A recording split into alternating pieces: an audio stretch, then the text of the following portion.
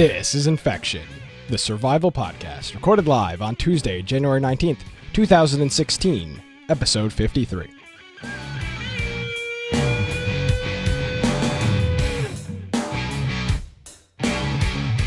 Hello, everybody, and welcome to Infection, the survival podcast. Infection is your source for the latest information on survival video games.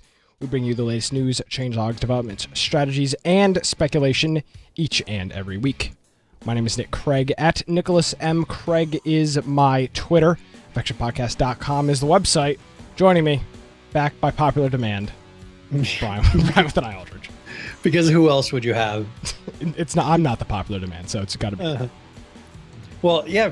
First of all, I haven't been pushing my blog, but I've been pushing our website, because if you want to get involved with us in gaming, definitely check out InfectionPodcast.com. On there, we have our link right to our Steam group on the upper right. We have our TeamSpeak information on there, and that's a great place to just jump in, see what we're playing right now. We have a lot of people playing ARK. We also have people playing 7 Days to Die, people playing Hurt World, just different CSGO. People playing nothing. It doesn't have to be. People playing nothing. So yeah, we'll have a channel for you, Nick. Okay. So you're gonna promote your blog? Yeah, biteoftech.com. Of course, you can go there. On there, it has every form of social media that I'm on with a link, so you can check find me other places. All the recent blog posts on here as well. Oh, I know. October 1st, 2014 is the third post. I've been busy. Brian, 53 weeks. This is officially the 1 year show. We did our first show on, it was like January, I think 18th or 17th of 2015. Yeah. I guess we can start off with a reflection. I'm surprised we're still here doing this. Most podcasts... That we're still doing the podcast in general? Yeah, most podcasts don't really make... a lot of podcasts start and then kind of die off. That's a very common thing. And to do a year very a few shows on Mondays. And you still have some of the same people listening. Yeah. A year later. Exactly. It's very odd, but we're here. We did the format change, but I have podcasts that I listen to. Like, there'll be a game I'm interested in, and they always seem to just die out. Like, something happens.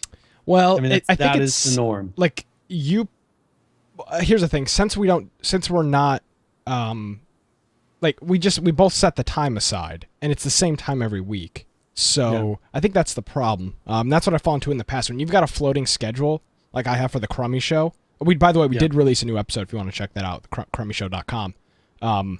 Total self-promotion. That's fine. When there's a floating schedule, like sometimes we do the show on Thursday, sometimes we do it on Friday. Thursday, Friday comes, it's gone, and you're like, screw it, we'll do it next week. But, Tuesday night, 7 p.m. every Tuesday, it's like you're obligated to make sure you're there. Exactly. And it's the same. Well, and we don't let each other slip. Like, no, you don't let me saying, slip. Oh, let's not do it tonight. Like, we're busy.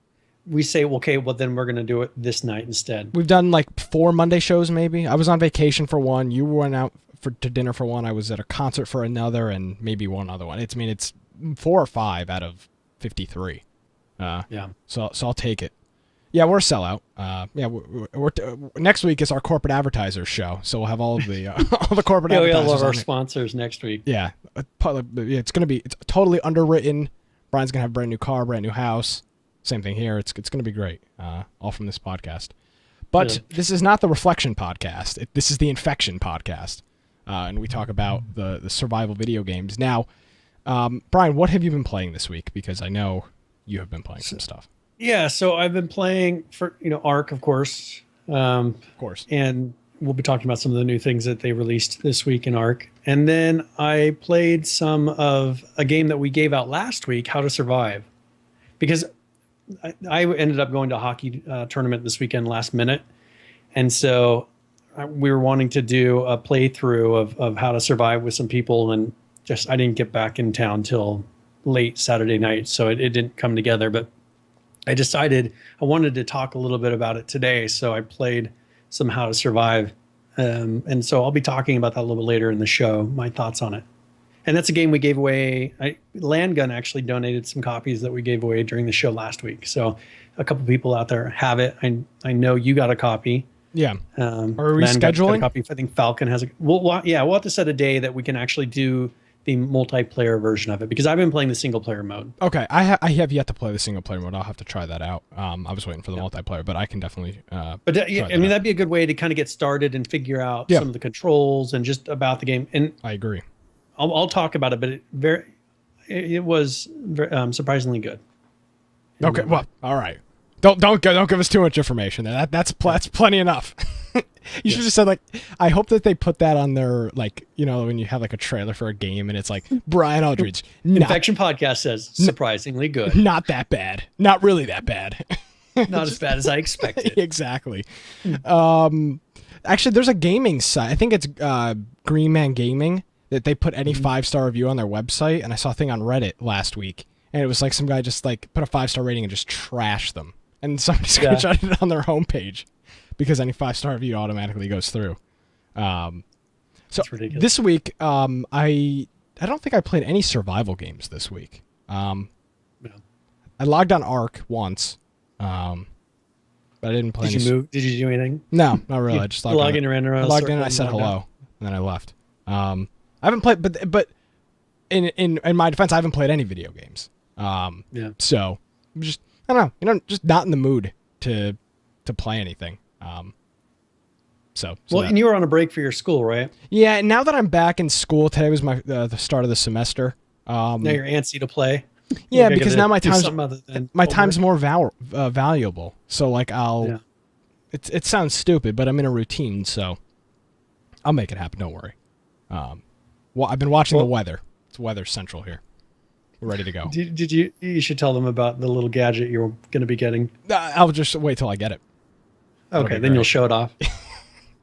Yeah, I'll just have to make some loud noises and it'll go off. So we do have some Ark news, like Brian hinted at. There were 9 updates last week. It was 23 231.0 to 231.9 last week. So we had nine updates in 1 week on Ark. Yeah. This week there's only 5 of them, I think. 4 or 5 of them. 6 of them. 0 through 5. I mean, they're slacking. Yeah. Well, there's a lot of content, especially in the first one. And we talked before the show. You told me about a few of these things. So what are these new things that they've added in 232.1? All right. So on 232, and this was on the 15th. So I mean, this is only 4 days ago, right? They added the dung beetle. This was Friday. So between Friday and now, they've done 6 updates. Yeah. So they added the dung beetle, and you would say, well, why would I want a dung beetle? You feed the beetle dung. I mean, imagine that. And he will produce oil and fertilizer. So up until now, you would have to make a compost bin, and then you would put thatch in there, and you would put the different dung from the different animals, or I guess yourself if you wanted to, and then it would create fertilizer for you. And you had to have a number of them lined up, just because it would, to get a decent amount, each one would create like 2. Yeah. When it was filled to what it created, would create 2 fertilizer. So now you go and tame this dung beetle, you let it roam in a room or something, and it will, as long as you keep dung in its inventory, be creating this oil, so you don't have to do trips to the ocean. So maybe if you are in an area that's not easily accessing the ocean, or you don't have some sort of a place to keep like a dolphin or something to go and easily get oil, this is a way to produce it. And to get these, they are a non-aggressive tame. So you don't knock them out and put things in our inventory. You have to sneak up to them with some sort of dung in your 0 slot, and then you press E, and it doesn't take that much to tame, like a level 20-ish one. Take you 15 minutes, I think. Oh, that's like a nice quick tame. Yeah, these things are in caves though, usually. So if you go to a cave, maybe you can draw it out, or get into a cave where there's nothing aggressive around you, and then tame one of these and then have them follow you back. You can also carry it back with a Quetzal or an Argentavis. How big are they? Because they look. You think a dung beetle, you think of a small little thing. Are they? I mean, they're a decent size. Okay. I mean, it's got to be 1.5 feet long. Oh, okay. Probably. Wow. I mean, it's hard to put in terms in a game.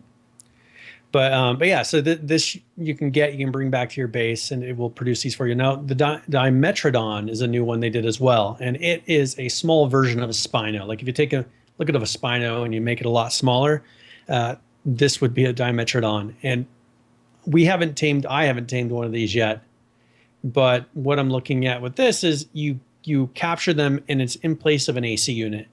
So, or it's a portable air conditioner / heater. Really? So you can take this and keep it in a room or keep it in your building, and it will keep the temperature even. Or let's say you're going to be taking a trip to somewhere that's really cold or really hot. You can take this with you, and as long as you're standing next to it, it will even out the temperature. That's awesome. In the same range as an air conditioner. So its fan, supposedly, in the way that they're thinking this, is that fan is kind of like a radiator, and it makes the temperature or whatever even. That's super freaking cool. Yeah. And then beer barrels. They added beer barrels and beer. We have one in our base, but it hasn't seemed to, I don't think it's produced anything yet. So we'll see how all that works. But supposedly you're supposed to get drunk in the game. I don't know if it'll mess with your visual effects. I'm not sure of the bonus that you're going to get from beer. But it is some sort of a liquid. You make it with water, thatch, and berries in the beer barrel for 6 hours. Damn. So it's like the fertilizer thing. Longer times, but it's kind of the same thing. You just put a bunch of stuff in. Yeah, you mix those in there, and then out will come beer. I'm not sure of the bonus though of drinking it. That's I think it's just like seen yet. Swizzle was in H1Z1, which was just like, wasn't it just a stupid visual effect? Like it didn't. No, well, Swizzle would make it so you could run faster. Yeah, run faster, a faster, little longer. But this, I'm not sure exactly what the benefit of the beer is, as far as any kind of a health benefit or something. I haven't seen anywhere that they've actually talked about it.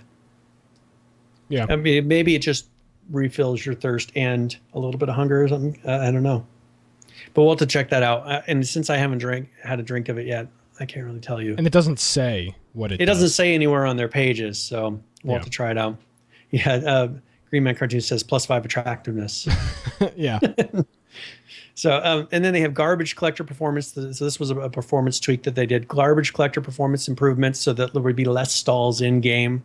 And I have noticed that there are less of those, where everybody yells lag in TeamSpeak. Yeah. That is happening less.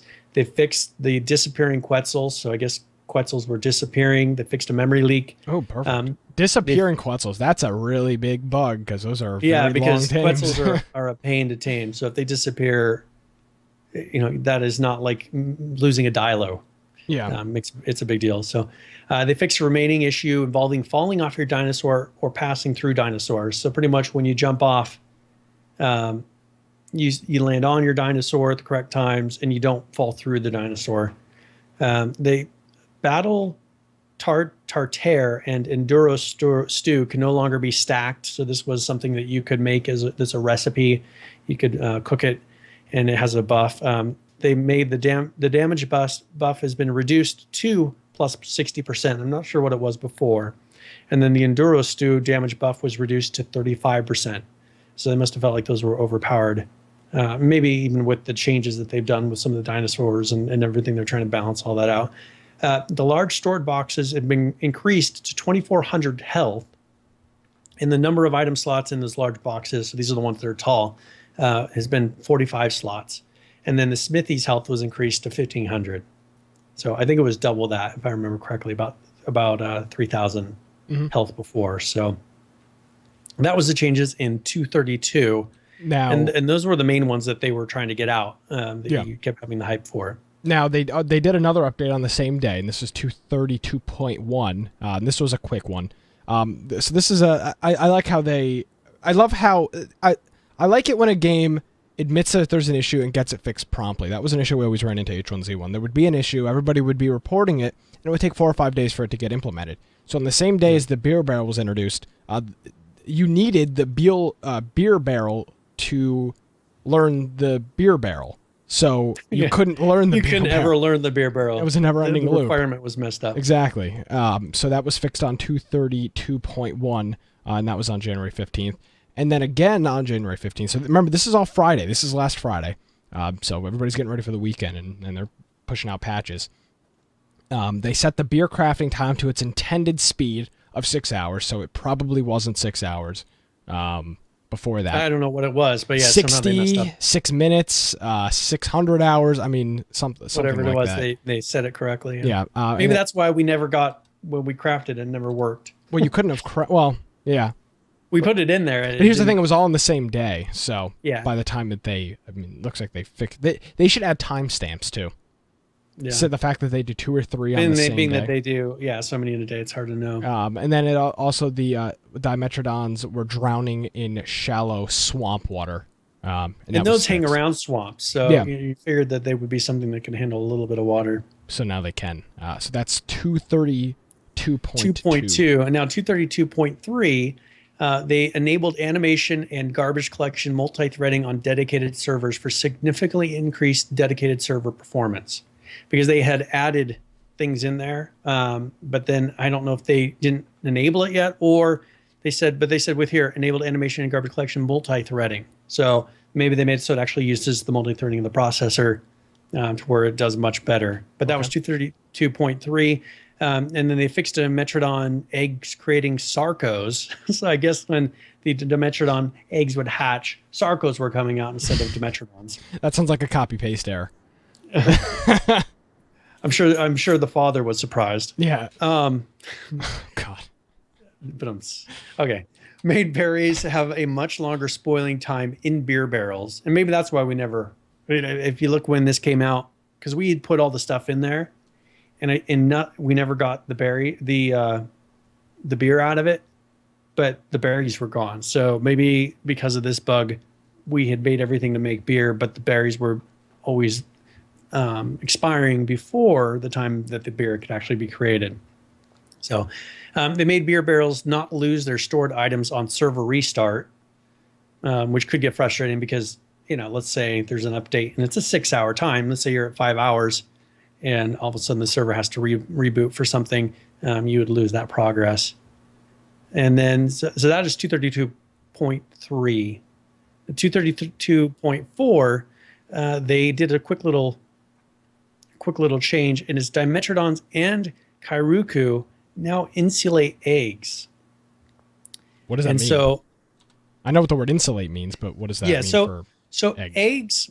The eggs, when you're getting ready to hatch them, you have to keep the temperature of the egg a certain thing for a period of time. Yep. So I think what they're saying is if you take these eggs around these animals, it will make it so that they're at the right temperature and they're able to hatch. Yeah, which makes sense.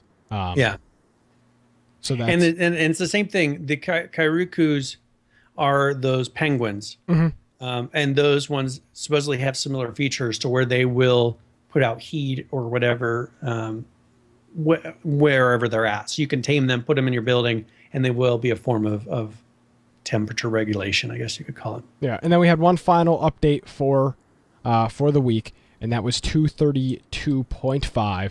And that just fixed a dedicated server memory leak, and that was which I always appreciate. Yeah, and that was on the 17th, so that was on Sunday. So we have not had an update since Sunday. So I'm gonna ask for a refund on Steam. Yeah, I mean, they're slacking it. I don't get what's happening. 5 updates in 1 week, or 6 updates in 6 updates in 4 days. So there you go. But yeah, so that's pretty much it in Ark. Nothing and crazy. I actually played around with mods this week. Oh, so okay. installing mods on the server, because that's the one thing I just hadn't done it. So I wanted to figure out how to do that. So this weekend I was playing around and was able to install a nice thing for managing the server and installed some mods so that I'm trying to remember what all they do. One was for making bridges, like you can make a bridge that goes between 2 canyons or something. And then we had one that increased what's in airdrops, which I think is a little overpowered. So I'm going to be looking at different ones in place of that, because you're getting like a rocket launcher and a rocket out of an airdrop right now. So we'll see what other ones are available if there's a way to tweak those. But I guess if you're looking to get some good gear, log in and download or grab some of those airdrops that are happening right now. There you go. Now, Brian, before I fix them. do we have a Brian Aldridge Game Dump 2016 game? Yes, actually. And this one, I'm going to put the name of it here. It's Tesla Effect, a Tex Murphy adventure. Probably have never heard of this, but I've heard of Tesla Effect. Okay, so this is a game. It looks pretty interesting. It's got a good rating on Steam. I mean, a very positive rating. And I always check those out. Either a game is so bad that people troll good reviews, or it's actually a good game. And it's kind of hard to say when you see very positive on there. But this seemed like a pretty interesting game. Is this the right thing? It looks all live action. Yeah. That's cool. It was released May 8th of 2014. It is a detective comedy, noir style. It's an adventure. So if it's, I guess adventure, survival, close enough. Yeah, but MMORPG. This is a $20 game. So what's the code word? It actually says I don't have this. Just kidding. So wait, what? You don't own this game already? No, I think I do. Because I'm not logged into Steam. I should probably check before I give this away. So, but yeah, Tesla Effect. I'll give it away either way because me, I'll probably never play it. It says in library, so I already you're own good. this. You're good. I'm usually pretty good about making sure the games I'm getting ready to give away actually already have put in my library. But yeah, it looks like an interesting game. It's a lot of live video. So what is the what's the code word? All right. Well, I should probably put it in there so people don't start typing it before. All right. So the code word will be Tesla. All lowercase. I'll type it in how it needs to be. Tesla. Okay. So Tesla Effect, a Tex Murphy adventure. I mean, this game's worth $20 right now. Like if you're very to go interesting buy it, looking. Yeah. I'm not even sure what to think. Yeah. I mean, it looks like it looks fake. If you look at that thing, it says as a review, it's like that 90s feeling. Remember that when games in the 90s when they were doing this? No, I don't. Okay. I guess you wouldn't. I don't. I do not. But there was a period of time when computers were getting fast enough to where you could play a live video during a video game. Like you could have clips and cutscenes. But the cutscenes, but the 3D effects weren't good enough. So for the things that they wanted to have a nicer video on or nicer, they wouldn't do it like now where they just do a 3D playback of what the scene is. Mm-hmm. They would record these things and either play the animated version of it or like this, they would use live video. That's funny. During the games. And so that's kind of a throwback to that whole feeling. Okay. So, all right. So this is, Tesla, type it in chat. And I don't know if you have your little countdown thing. I do not. Only 7 people so far in this one right now. Whatever. It's fine. Yeah. Is your girlfriend? No clue. I don't have. Oh, I see her on there. Okay, I don't have the list. So Ferrari has entered for you. All right. So, thank God.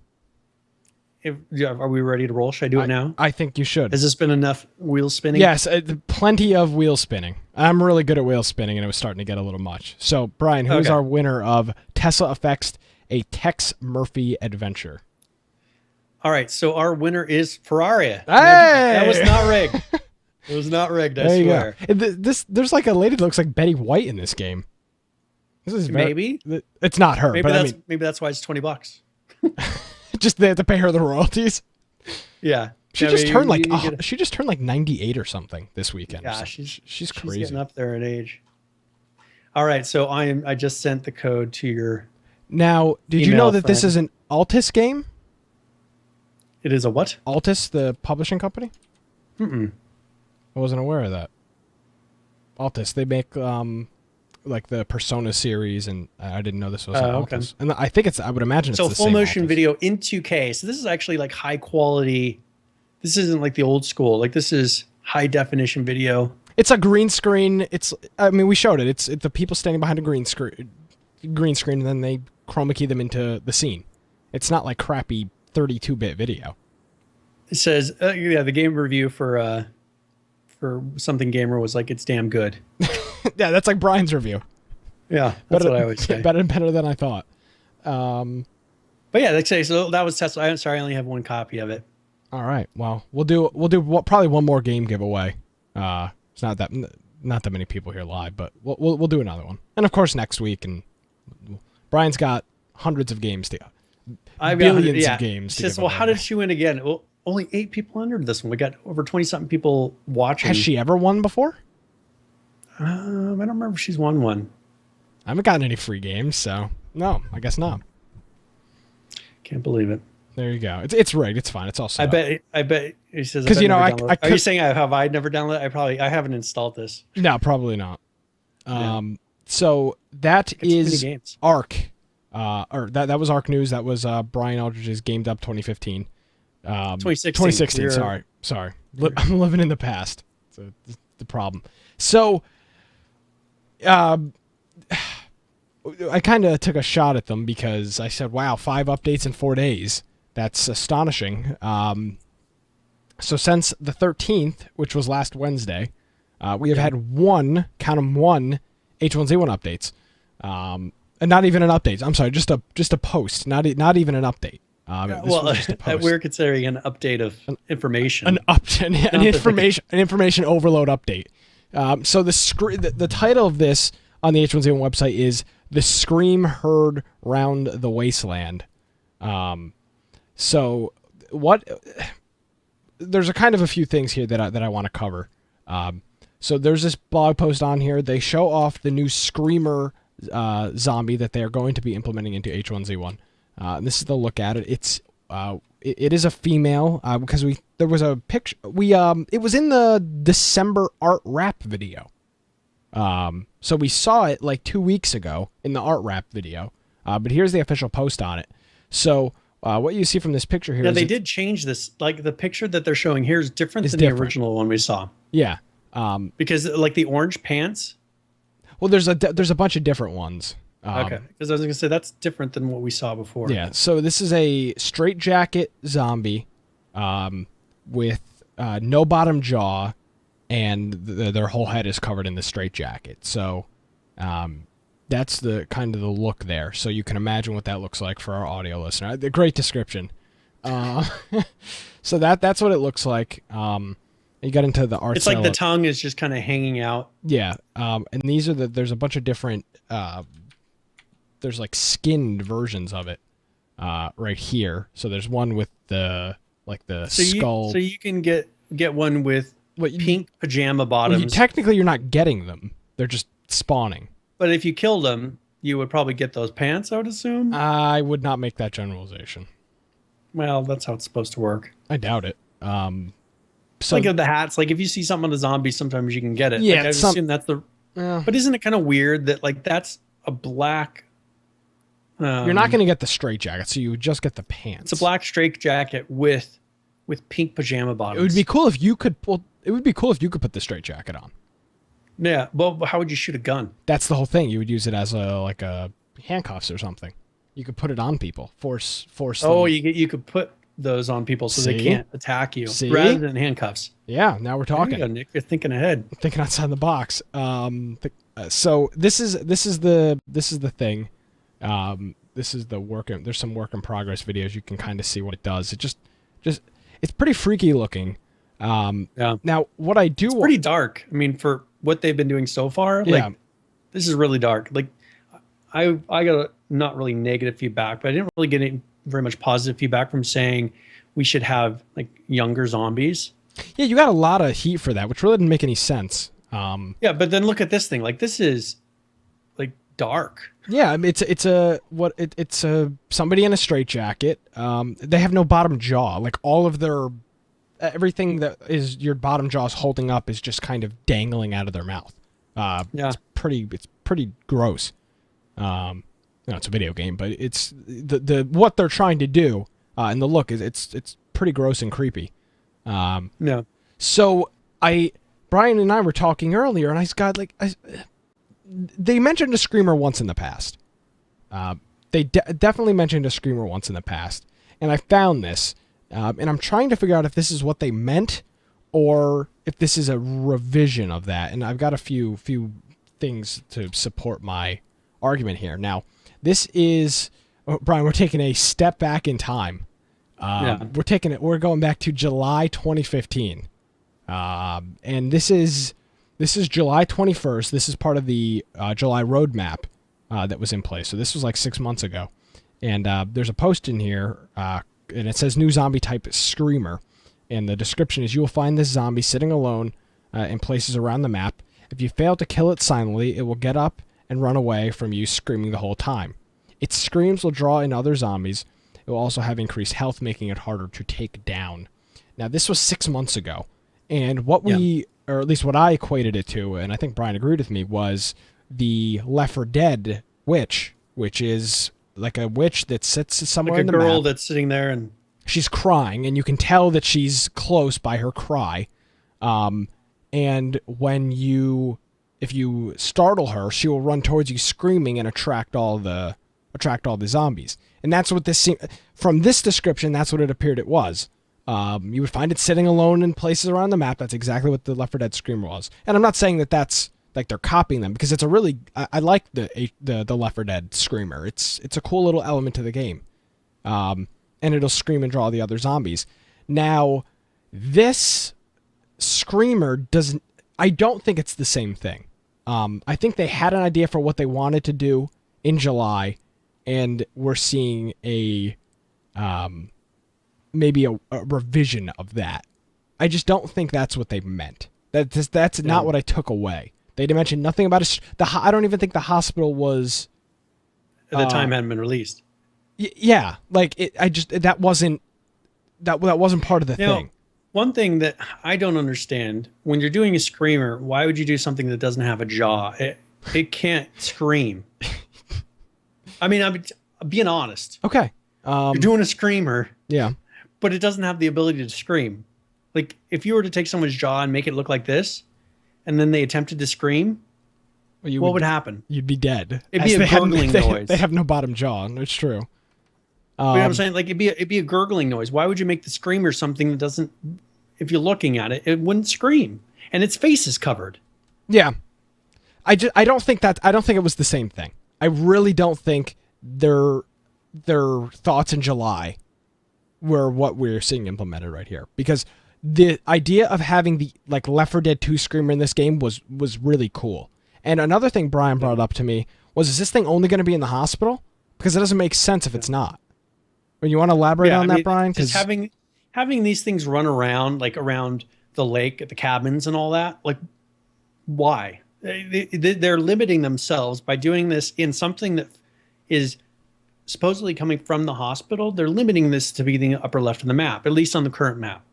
I mean, they're talking about doing the new map, and they'll move things to where they're more centrally located, whatever. But right now, I mean, they're making something that, as far as lore, if you're keeping track of this stuff, this would be in the hospital. They even mention it. They mention it 3 or 4 times in the description. You are making your way through a rundown hospital on a moonlit night. They make that part of it. Yeah. So, I mean, this is something that, once again, is limiting itself to a very small section of the map. A lot of times when they're making new content, like that new content only, like the hospital is one little section. The military base is one little section. Mm-hmm. They need to make something that can randomly be around the map, and it would make sense. Like I mentioned to Nick, we were talking about this earlier, and I said, well, this would make more sense to be like a younger girl, like a middle-aged, upper grade school age girl that screams, and I said, if you really want it to be creepy, have it be to where it's carrying like a teddy bear, or it's got like a teddy bear in its hand. The typical like horror movie girl thing. Yeah, like, or maybe a little backpack on. I mean, they talked about doing a school a long time ago. Yeah, we had an image of that spread throughout the map. What happened to that, I wonder? I mean, I think they're so scared of doing something, and that's why I don't get. They're willing to do this, which is, I mean, it's sadistic. It's a zombie survival game, for Christ's sake. But I mean, it seems like they're so nervous to do something that like for that would be cutting edge for them to have a young age zombie. I mean, for some people, they'll be like, "Oh, that's horrible." It's real. But here's the thing, Brian, and this is where I go back to my initial point, which was at this point a year ago. They have got to style this game as if it's a free to play. If you start adding things that are dark and sadistic to this game, you're now turning people They're taking off. this a different direction. Like, this is dark and sadistic, though. It is, but that's the thing. And it all comes back to the free-to-play element. It all comes back to that. The reason that there isn't dark, sadistic stuff, in my opinion, in this game right now, is because they have to appeal. Guess who plays free-to-play games, Brian? Kids in middle school. Kids in upper elementary school. Kids that, freshmen in high school. Like, people that don't have an extra $20 to buy a game. They're still relying on their parents. They can't work. I was in that situation not too long ago, and I played every free to play game there was on Steam because I didn't have any money. So at a certain point, I feel that the biggest limiting factor of this game thus far has been the free to play thing. The reason they haven't been able to be so dark. The reason that we're dealing with crates and skins and all this because they got to make stuff. it to where when the parrot walks in the room, they don't say, "Ooh, what is that?" Exactly. You're not allowed to play this anymore. But this is like borderline. Like this is one of the things. If I saw my kid playing this game and it was a young junior high, I'd be like, "What are you move You'd be like, "Oh, over. that was in the game 15 years ago. It's still there." I guess so. Now, and one thing, Supercar fan says, well, dead bodies walking around is just as realistic as screaming without a lower jaw. Yeah, but the regular zombies are not scary at all. I mean, they're whatsoever. Let me see if I can find a picture. Is this them working towards that, making something that's actually creepy? Yeah, if this is a first step and this is the direction they're going, this will be. I was actually mentioning we do talking outside of the show, believe it or not, but we were talking about, like, I was saying, man, the lighting is one thing they really need if they're going for this, which they are, creepy feel, and they did say that they're working on that. Yeah, the next thing needs to be lighting. Yeah, where when you go in a building, like, the building is dark, you can't see around every corner. It's not like walking into a lit room because there's no power yet. There's not power to the building, to the houses. Yeah. Now this is an H1Z1 zombie, and this thing is not scary. It just looks like a guy with went and slaughtered an animal. He's just got a bunch of blood on his shirt. He's got he doesn't have lips maybe, but he's not scary. Look at him. He's got no rips. This is an older picture, I can tell. This is from the early access video. But there's no rips in his pants. There's maybe a slight tear in his shirt. His collar is down, for Christ's sakes. His shoes are tied. Yeah, his shoes are tied. This is not scary. That is not a scary thing. You don't look at that and go, "Oh." You don't get it. The only scare effect in H1Z1 is if you're totally alt-tabbed and then you start getting attacked by a zombie. That's I've jumped a few times because I'm browsing and doing something else, and I've just got the game open and I get attacked by something. But I've never seen a zombie. I was like, "Oh, watch out. The thing is spooky. It's running right towards me." There's no scary element. The music isn't even scary. Yeah, that's the one thing. The Daisy Arma 2 mod had this it sounded like a blade cutting through something constantly, like some type of revolving blade, and that wasn't a horror game, but it was just this grungy kind of music that was just had you on edge the entire. That game sound was so important that you would hear that and it would totally throw you off. You would stop and not move for 5 minutes. That's what I really want, for this style of a game. That's what I'm wanting, is something that kind of gets you, and that's why I was saying the lighting would make a huge difference. If they could get the lighting right and then get these kind of creepy things in there with the right music, to where you actually feel, wow, you're going around and get put into that moment. Now, you don't get that with this. Here's the thing. In this game so far. And this is the problem I think they're going to have. The scene you are describing, when you say that, the scene I paint in my head is like a single player indie survival game. A darkly lit room, a desk, a bed, a sink, just very darkly lit. You walk in the room and the door slams behind you. That's what I picture. The reason that doesn't work in a in a multiplayer survival game is because the second there's another person there, it totally breaks you out of the element. The whole thing with these single player games that are so scary, it's because you can only be focused on one thing, and that's whatever the single player storyline is. There is no storyline in this. So you could walk into a room and it's dark and it's grungy, but then there's XX 360 no scoper in the corner calling you gay. Like like that's what you're gonna run into. Like there's a like that's seriously what you run into. Like that's why they can do so much to build up that scene, but it's always going to that immersion will always get broken by running into other people. See, but okay, so here's where I keep going back to Miscreated though. Like Miscreated does the right lighting. Like when you walk into a building, there's that adjustment time for your eyes. People kind of mix into the background. Like you could actually hide in a building and be like, oh, I hope they don't come into this room. You know, and it has it to where you have that surprise effect if someone walks in because it's dark. It's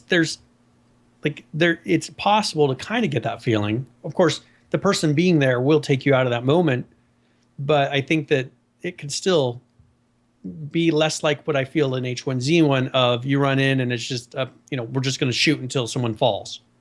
You know, it's not, there's no sneaking.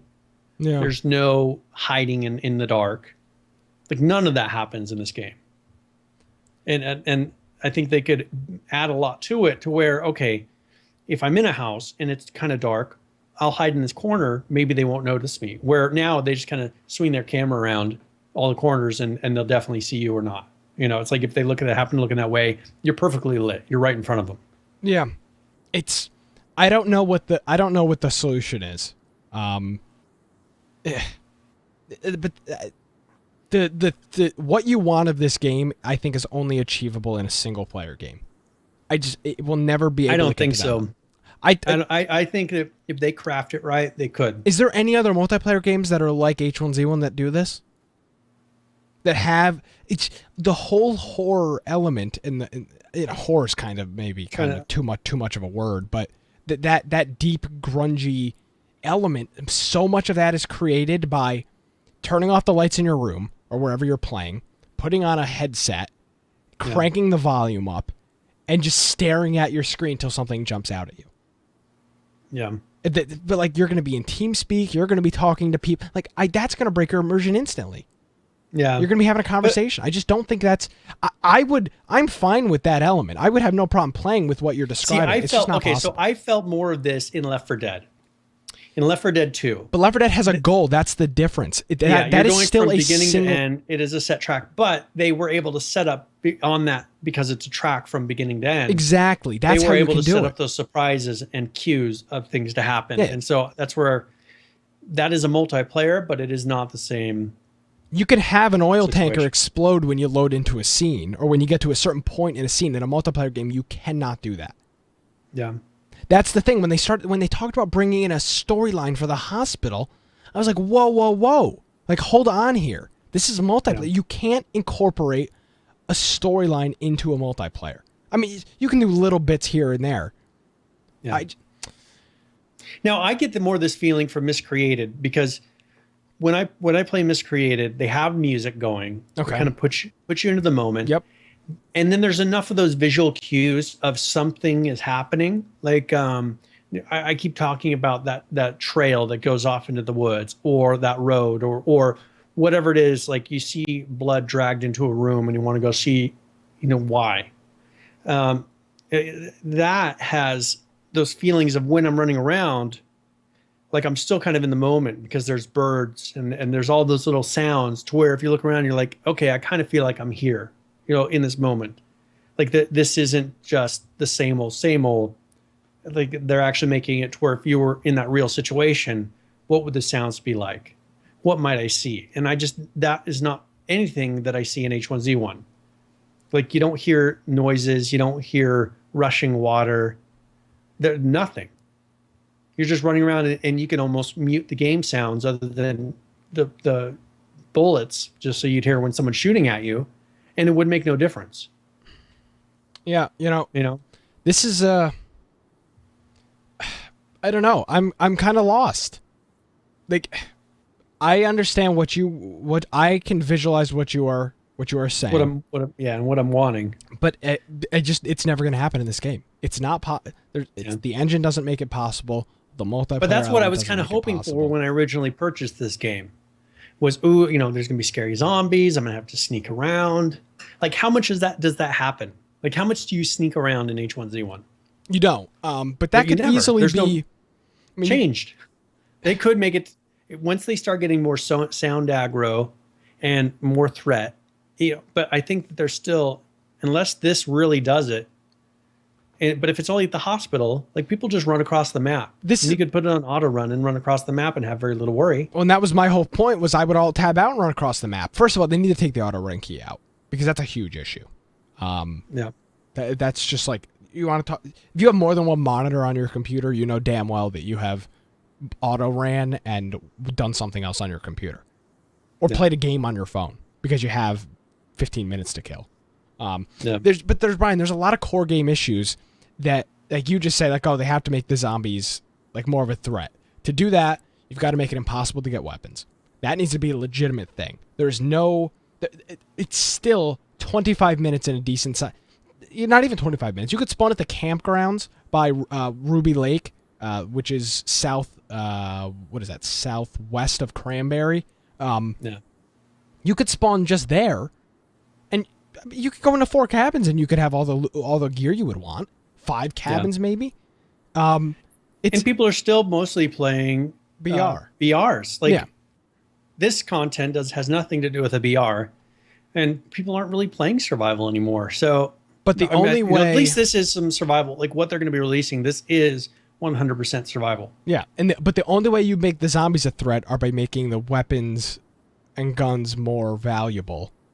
But then there's still hackers. Now, someone said take out the makeshift bow. What do you think of that? Z Jordan says take out the makeshift bow. I think they should take out the makeshift bow. If they want to make zombies a threat, the second you spawn make it so you can make some sort of a club with a stick, like you have that, or you can make a very rough hatchet, those type of things. Like, I understand that, but I don't go into the woods and in a couple minutes I'm able to make a bow. It's not even a couple minutes. I'm just saying, in real life, like, you're making a bow where I could grab a stick and hit something with it. You shred your shirt and you go to a few of the berry trees and they drop sticks. Yeah, but having it to where you can make that makeshift bow instantly makes it to where you can pretty much take out any of the zombies. Yeah. And I think if they took that away, and that would make it to where the game's, and then make it to where it's still very rare to get a bow. Like, make it to where having a weapon is difficult. Yeah, because at that point, now you will sneak around town. Now you will be more cautious of people. You'll find a knife maybe somewhere, and will sneak around with it. Yeah, you can go from spawn to completely geared and comfortable and if you get a really crappy spawn, maybe half an hour to 45 minutes. If you don't get a good spawn and you've got to run for a little while. Yeah. But you can go from absolutely nothing to something, and then you just log out and you're done. Like, I don't even know if I have a character in the current game. No, you don't. Yeah, there you go. It's just, when was the last time you played H1Z1? It has been. Well, actually, you can look at your Steam. I'll do the same. I have not played H1Z1 since 11/21. I got you beat 11/19. So it's been 2 months. Yeah, actually, for me, it's literally been 2 months today. Yeah, 2 months. I haven't played H1Z1 since 2015. Can you believe that? And I haven't had no interest. It's so frustrating to me. I don't want to play BRs anymore. And there's a lot of other things that interest me more than BRs. It has not crossed my mind. But we should do a BR weekend. That would be fun, getting some of the old members back on that are into H1Z1. We should do that. We should schedule that for sometime soon. The more the fun for that is not for me playing the game, but it's just getting back together with some of those people that don't have these other games. Let's do that like next weekend. We'll do something. We'll announce something on next week's show. We definitely need to do that. Because I know that there's still people that watch that are interested in H1Z1 that we haven't talked to in months. So we'll do an H1. We'll do a BR weekend. So that is H1Z1 news. Now we've got a. Now, I don't even know where to start with this. John Smedley, the you know, was the what? CEO. Yeah, was the former CEO of Sony Online Entertainment, then Daybreak.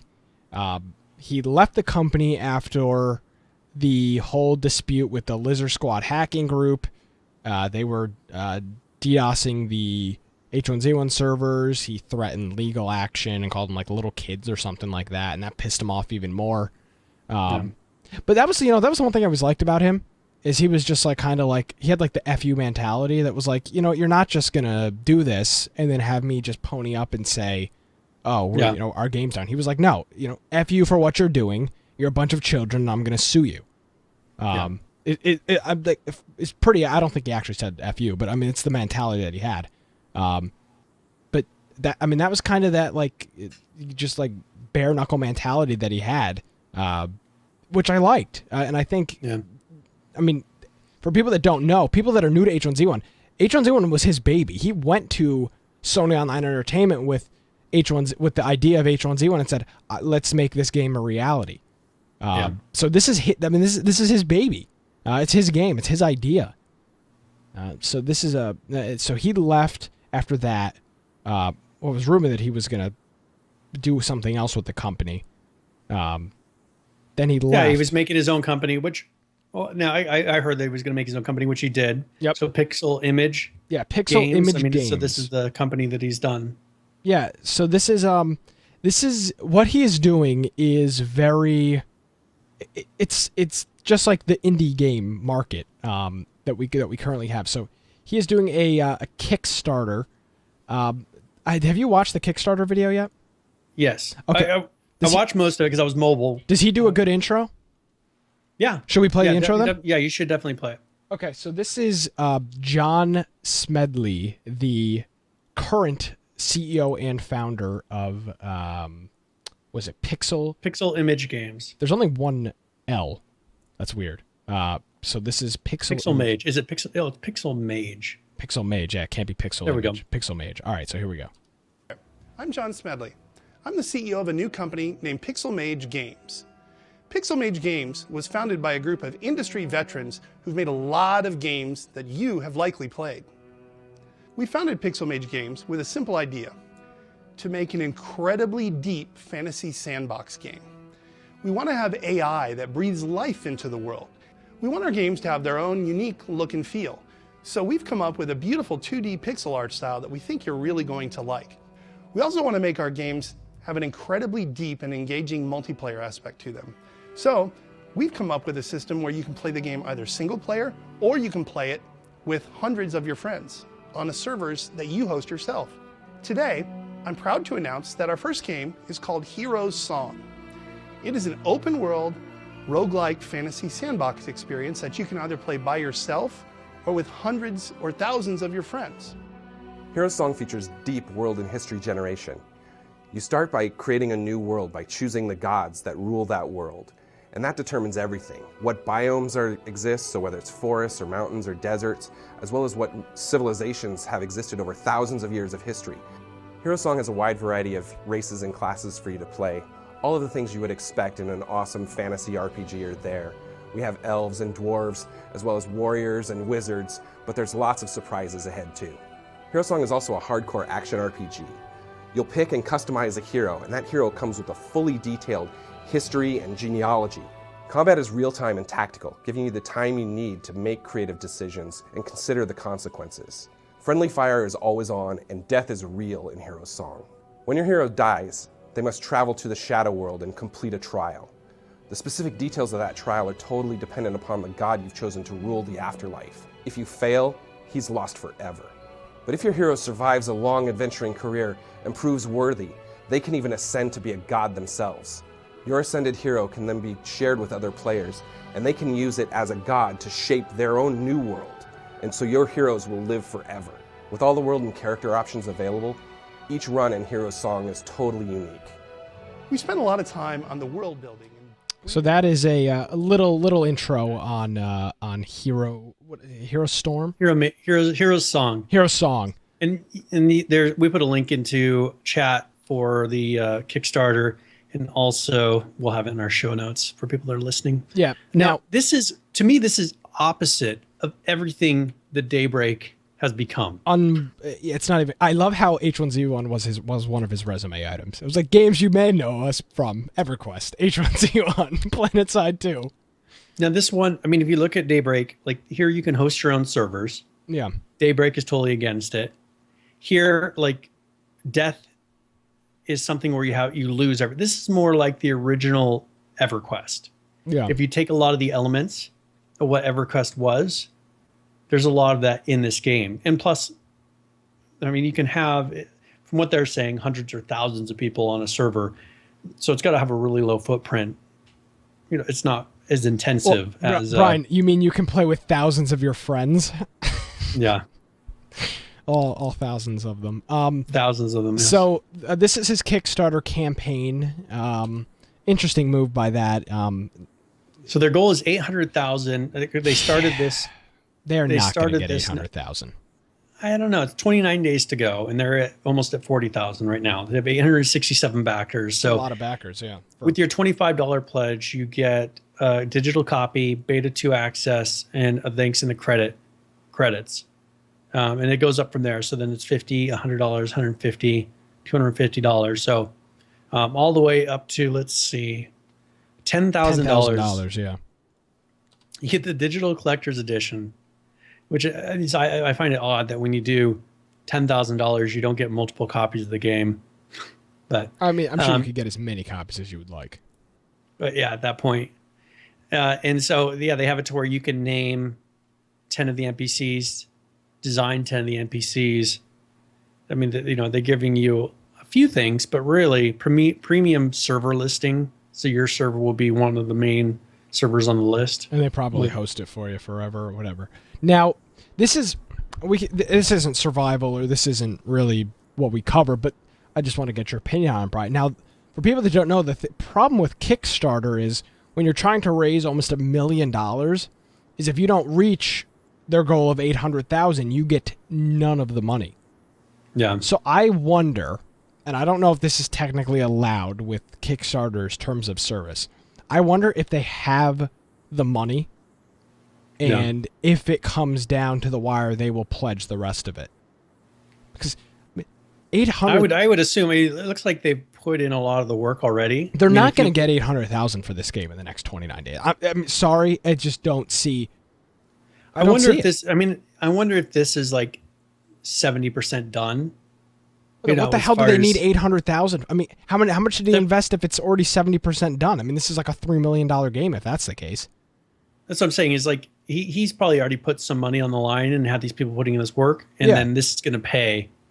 But this is going to pay. Well, that's the problem. The stuff he's already invested. That's the problem. If you don't reach 800,000, I could be completely wrong with this. I mean, there's already almost 900 backers, and he's only raised 40,000. I mean, yeah. In the grand scheme of it's not even close. So he's saying he started this. So here's the timeline of what they've been doing. So October 2015 is when they started this project, which is interesting because that's not that long ago. January 2016 is when they created the prototype. They're looking at having a combat system in March, a pre-alpha June, alpha July, beta August, beta 2 September, and then launch in October. That's a year from start to finish is what they're going for. And then they're saying if they make more, so like they're going for 800,000, they're saying if they make 1 million, they'll have additional playable races, so trolls, ogres, and satyrs. And then at 1.3 million, have an advanced housing system. So you can build and have a farm and decorate your house and do all these things at $1.3 million. But as you said, I mean, that's... So what Jay Delory just said is they need about $26,000 a day. Yeah. The problem is they started their Kickstarter. Kickstarters are 30 days. So they started it yesterday.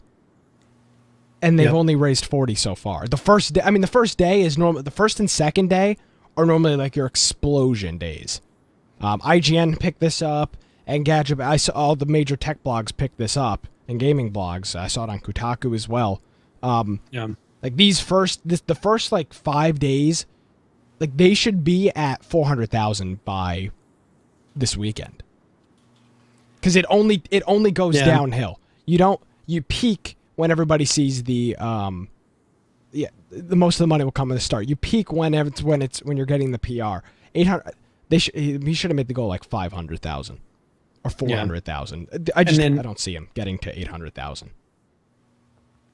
So I mean, I wonder how much of that, like, that's the problem is they show video of the gameplay, but if they don't even have a combat system yet, like, that's got to be all staged gameplay then. Probably, which is fine. So I mean, yeah, that's fine. They got to get it out there for the Kickstarter, but it'll be interesting to see how this actually works. So I mean, they've got a lot of detail. Yeah. And PHVCK saying, why do they need, I don't understand why they need $800,000 either. What I think it comes down to is operating expenses, which they're in San Diego. A year worth of operating expenses. Yeah. But, and it's not cheap to run a company and rent space in San Diego. Definitely. Yeah. So it's interesting. But here he's done like 3 months. Like, let's say they're thinking $800,000 is to do a project from beginning to end, the operating expenses of a year.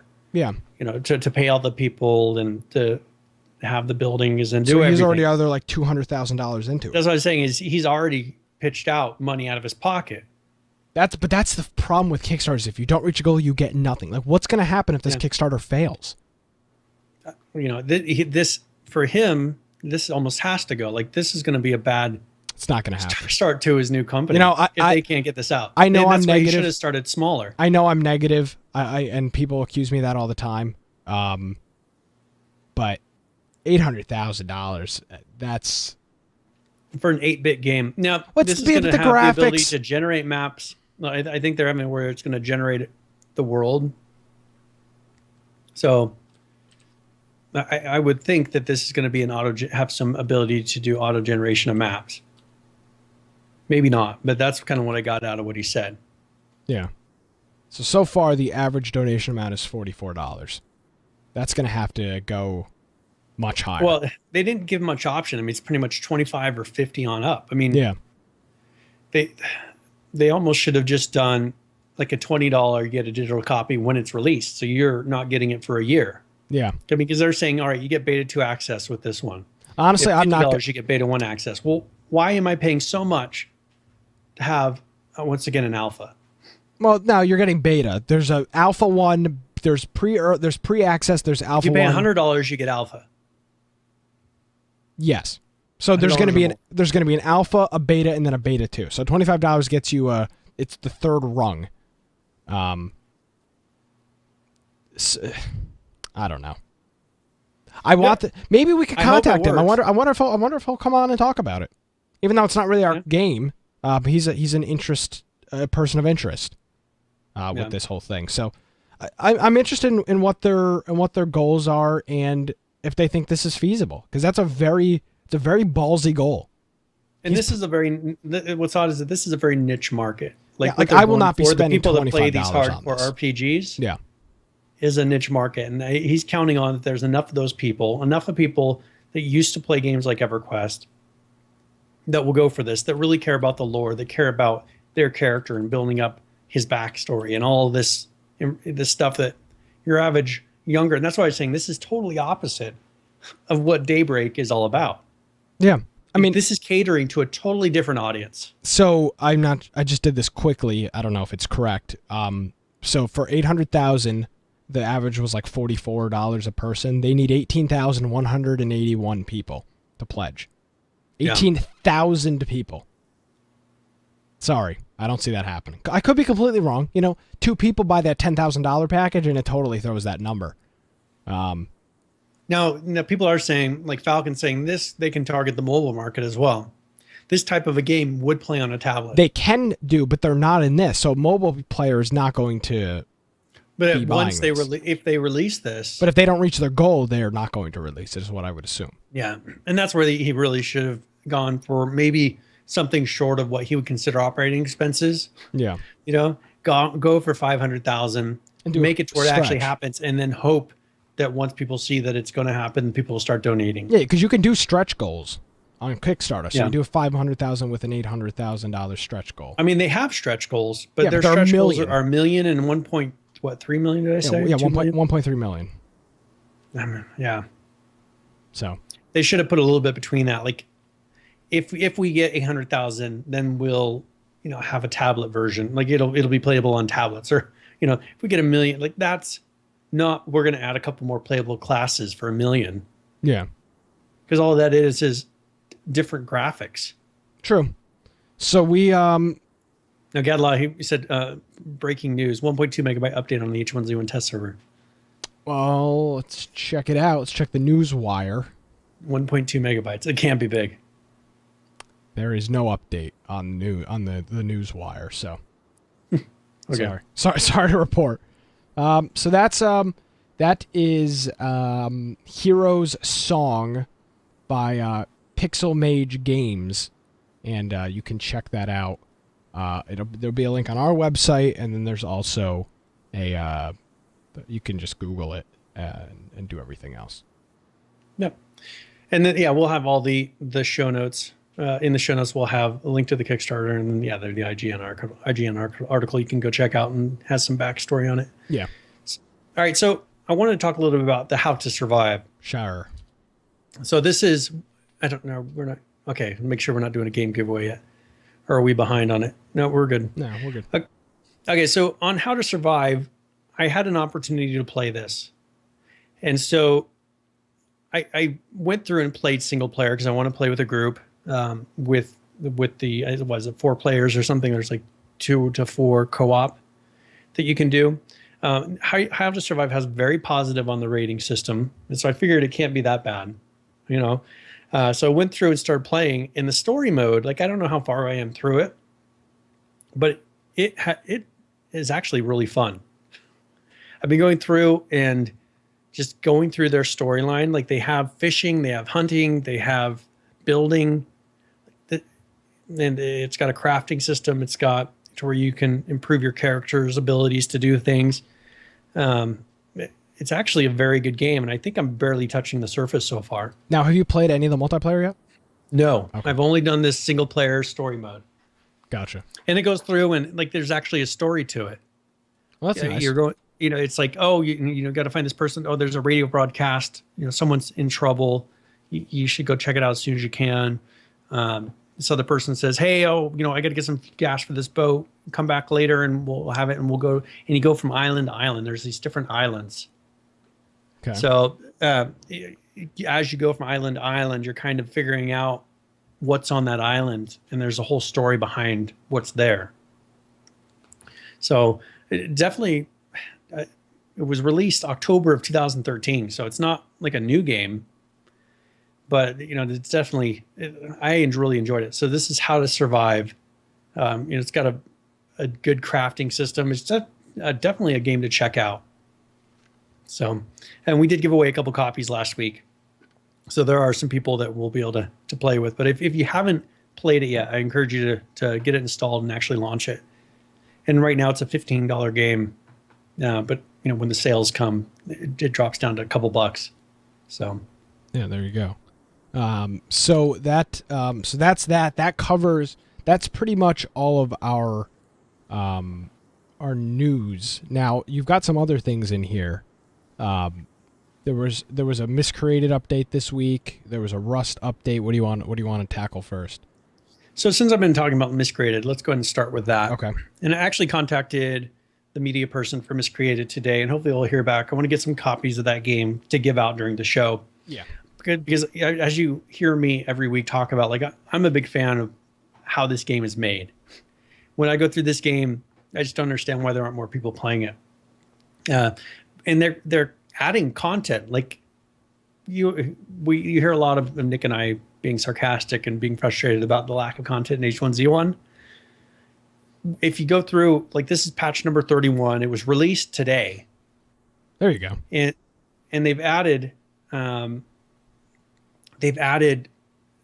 ton of things. Like, they've added crossbows.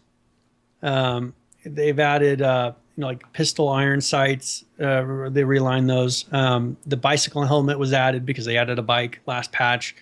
It says map added, so I think a map for when you're in game, not like a whole new map, but a map so you can see where you're at in game.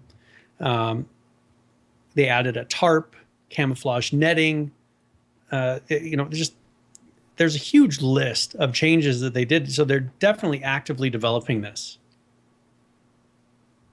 Yeah. I just don't understand why more people.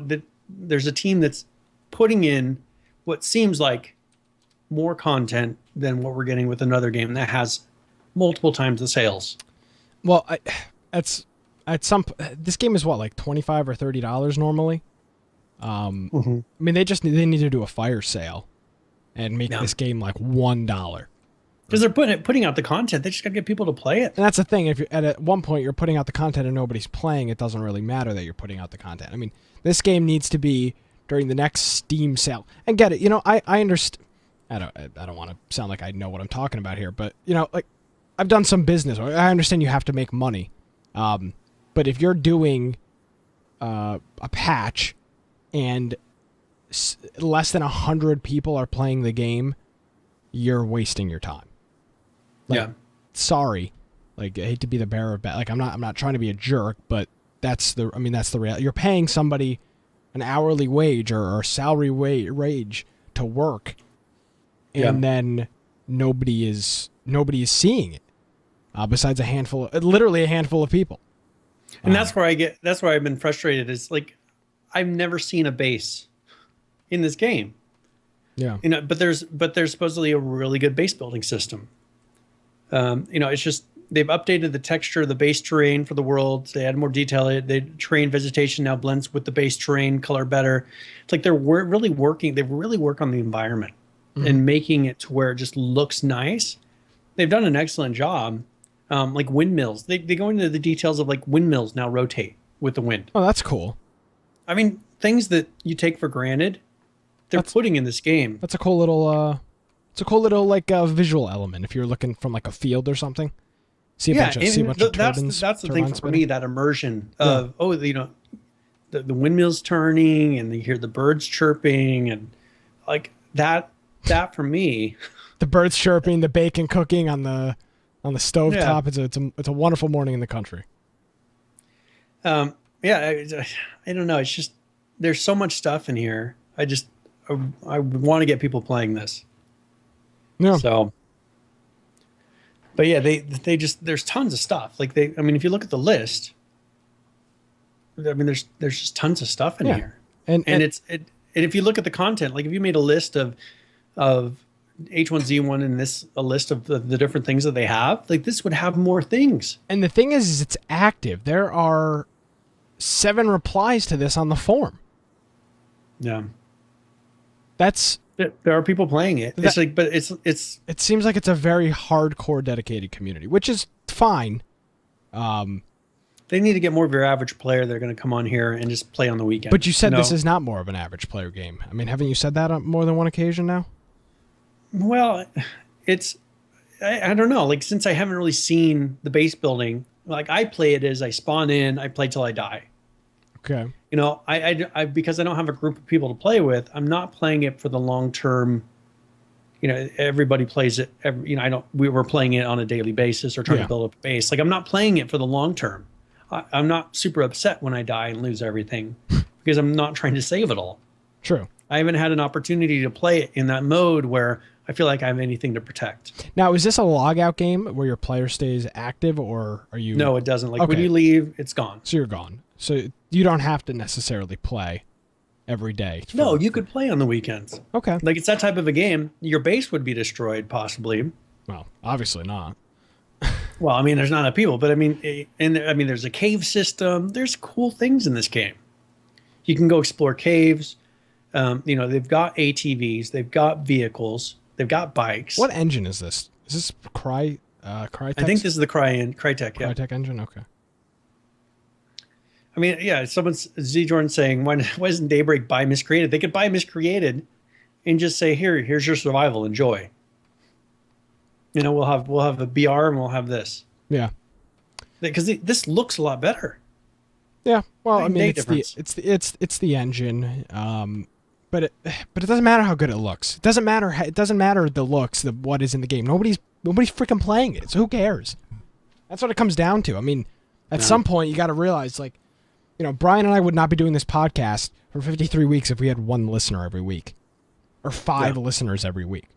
There's a certain point where you've got to decide what is, what's important. Yeah. And it's at this point, it's just kind of a joke. That's where if they could go through and do a $5 sale, like they would still make money. Yeah, $5. Give it. I mean, how much? What this game's missing. Put it on for $5 and just get it people playing it. Like get it to where the numbers are. You don't even need to get people to play it. You need to get it in people's Steam library so that they will play it. I mean, there are people like yourself, Brian. They're crazy. They're addicts. They have to buy a game when it's on sale. I mean, you're not alone with that. Why do you think Humble Bundle is so successful? I mean, get this game in a Humble Bundle. Yeah. That would. I mean, for me, I would buy it and then I'd give away a copy. Yeah, it's just the game is $19.99, which is expensive for a game that's been out for 2 years. But I mean, that is a problem. Is they're actively developing it. They need to make enough money to at least make it worthwhile for their developers. But they could still do that. They got to balance out the numbers of sales versus the price. 125,000 people on it. 125,000 people on it. That's terrible for a video. They need to get it to 300,000 plus. They need to get to 500,000. 500,000 people. Yeah. You look at H1Z1's got 1.5 million, something like that. Yeah. And there is only 20,000 people playing it. They just need to get it to where a lot of people own this game. Yep. And just like what happened with 7 Days to Die, like just count on, hey, we're going to be putting out content to where people are going to all of a sudden wake up to how good this is. Yeah. Even if it's 6 months down the road, people will wake up to it and be like, whoa, this game is actually really good. Because I mean, look at what happened with 7 Days to Die. Like it was kind of going down, and then they put out a major patch, and it brought so many players back. Yeah, this game is already really good, but there's just not the people playing it. But yeah, maybe what they can focus on is getting it more people can play on one server. First of all, they can increase the map size if they want, and whatever it is they want to do.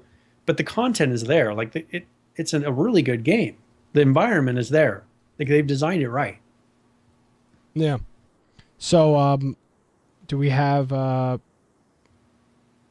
you have anything else for that, or do we want to get into current players? No. Now, one thing. I mean, with Rust, of course, I always mention there's the whole list of updates for Rust. There's a page worth. Too many.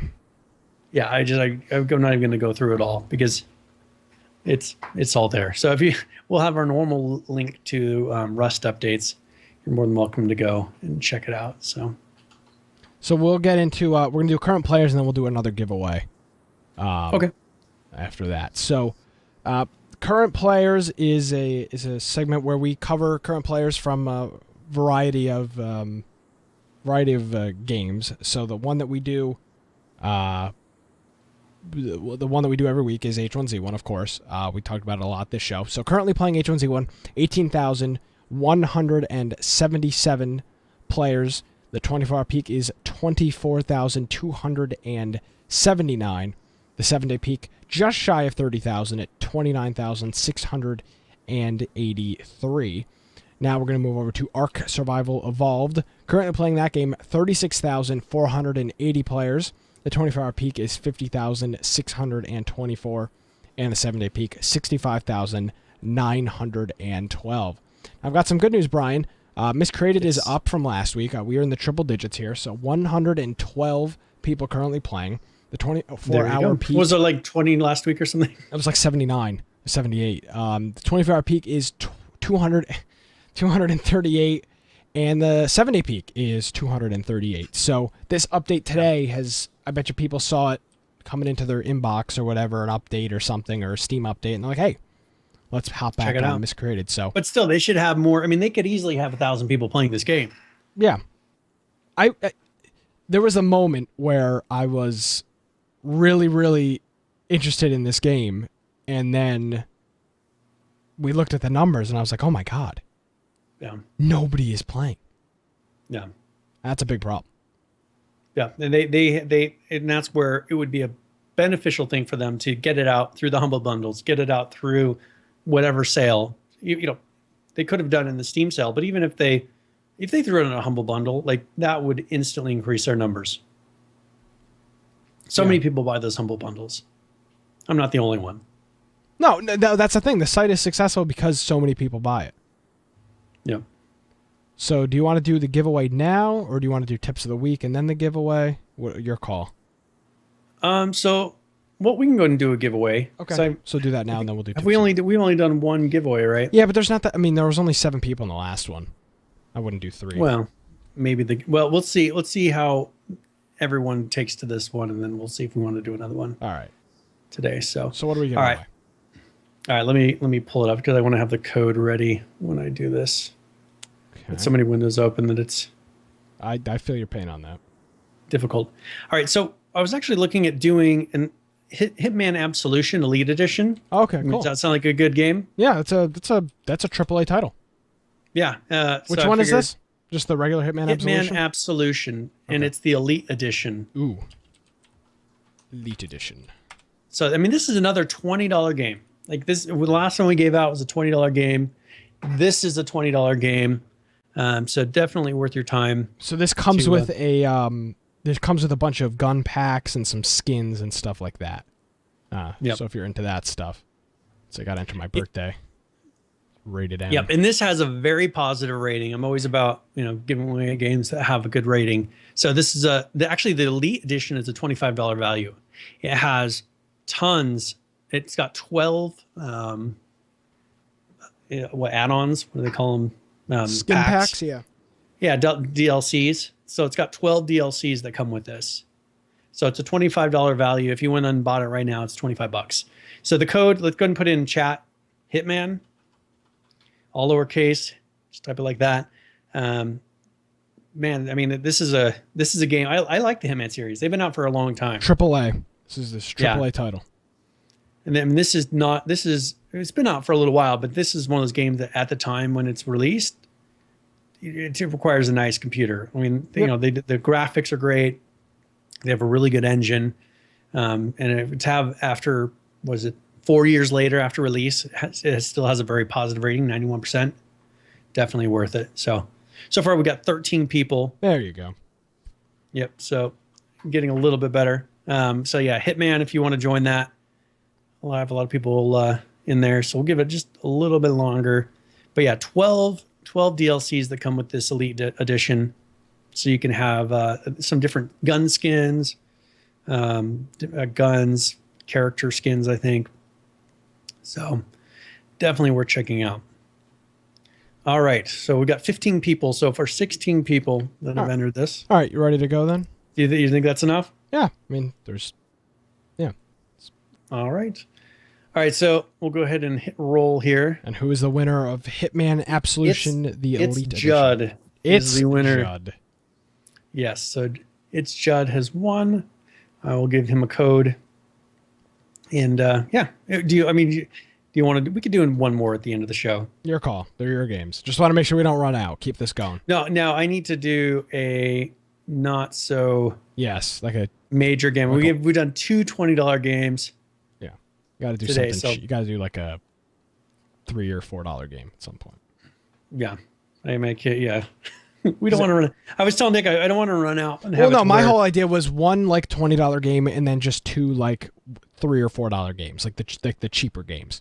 And yeah, then I've done two major games today, so I appreciate that. Do that all the time. Hey, we'll bring in some new listeners doing that. That's what it's all about. It's all about bringing in the listeners and making the money, which is what we're doing. Money hand over fist here. So Judd says he'll give away Miscreated. But maybe we'll do that next week. And I'm going to try to get, as I told you, I wrote the developer or one of the people on the development team, the media part of it. I've got a confession to make, Brian. Yes. We were lazy this week. I said we were going to write some emails. You were busy with work. I'm just lazy. It didn't happen. Yeah. It's got to get done. I did write one, so I wanted to get that out there. Okay. And we got to write some emails. Get the ball rolling, but we need to write more developers. Yes. Get some more games in here. This is pure laziness, and I want to get that out there. I think that's it. Well, you know how passionate I am about Miscreated, so I was like, I got to write this thing for Miscreated, and because I bring it up, I swear every week. You do, right? yeah. Every week I bring up Miscreated. Yeah. So I just to keep people up to date with that, not hiding. I was anything. out of town. Yeah, you were out of town. We did win our hockey game. Oh, there you go. Yeah, we won the tournament. So the final game, it was starting to get dark and it was snowing so hard that 10 minutes into the game, this is an outdoor pond hockey tournament. So Okay. we're out on water, on the. Well, you're not lake on type water, of you're thing. on ice. On ice, but the snow was building up so much that we'd be skating and we'd lose the puck in the snow, and I'd have to kind of skate and like start digging through it. That's how bad it was snowing in the final game. Did your wife go to this with you? No, she was working. I was going to say think. she would have been miserable. Just sitting Yeah. there, freezing. I don't make her go to this. So this game, like we have a sponsor. So So you are a sponsor. sellout.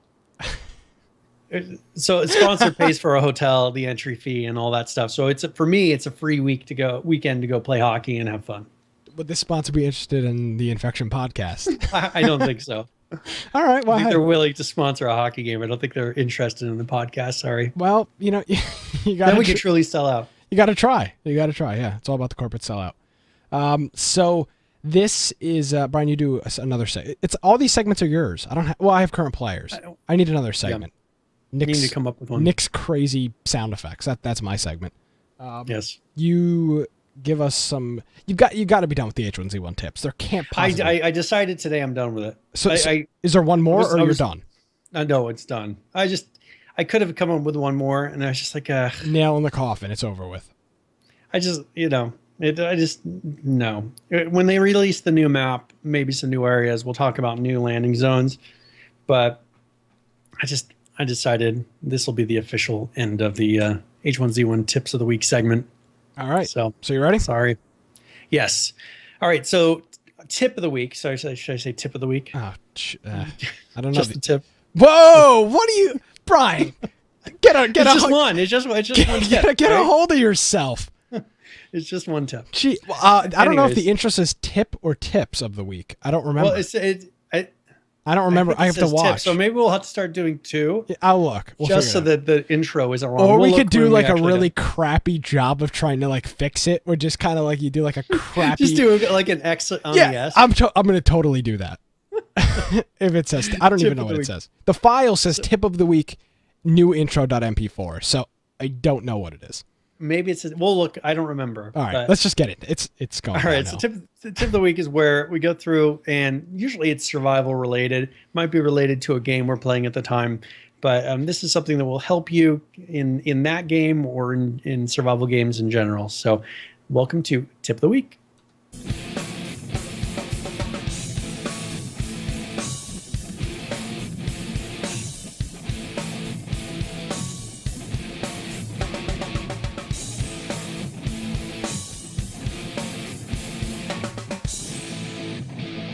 It does in fact say tips of the week. It is tip. I was so disappointed. that will be fixed for next week. Have no fear.